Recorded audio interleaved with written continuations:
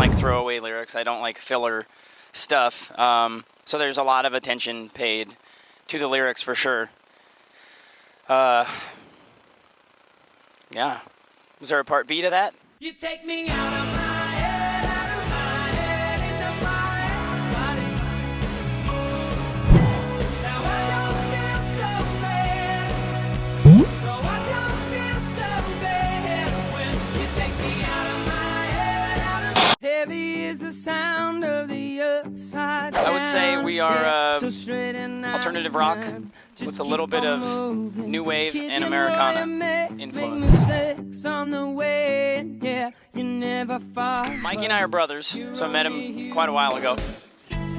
Steve grew up in our hometown, and we played in different bands together. Matt came along. I met him when I was about 18 in another band. And the High Pilots came from a painting that was taken from a picture of an emergency crash landing. And the caption said, "From high pilot to low pilot." And I thought High Pilot sounded much more uplifting.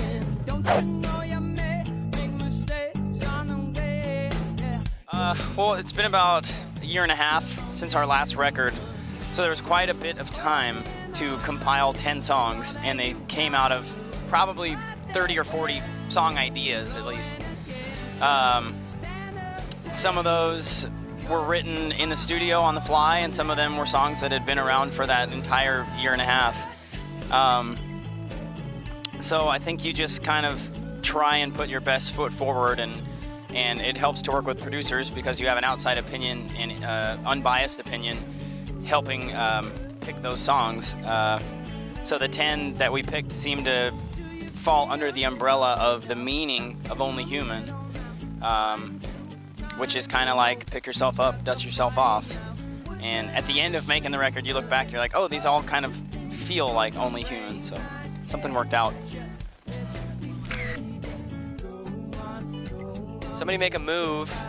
Yeah, I had this keyboard part for a long time, and Matt Wallace, one of the producers on the album, asked us to write a few more songs, and because he wanted to do more than the 3 we had previously recorded. And so that idea came back up, and it had been around for about a year, just that keyboard part. And Tom and I sat in our garage, and he started singing this melody, and it ended up being the first melody, and it was really cool, and we just kind of went with it, and love how it turned out. Matt Wallace did a phenomenal job with that song, and with the other ones he did.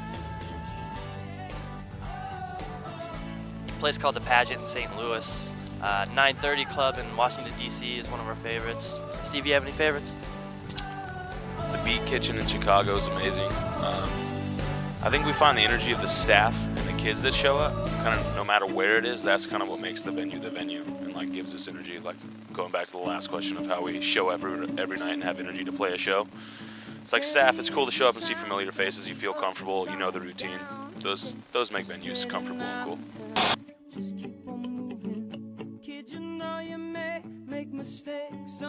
We filmed that video in one day in Los Angeles, and the video concept came up from the director, Matt Odom, and he killed it, and he did such a phenomenal job. We gave him we didn't have 2 days notice, and he got all the extras and got the place and got all the cameras set up and just really owned it. And we loved the concept. It was simple, but it was creative too at the same time. And yeah, that was pretty much how it came together. It was just his idea. And then we're announcing our next tour on June 4th. Can't give you too much there, but we'll be back out on the road touring around with Only Human. We're excited because we'll finally get to play shows with these songs that people will have heard now for 2 months. You go out and you play them without people having heard the record. They're kind of letting it sink in, but I'm excited to see people hopefully singing along to the new stuff and being familiar with them. Yeah. This is Tommy and the High Pilots, and you're watching GroundSounds.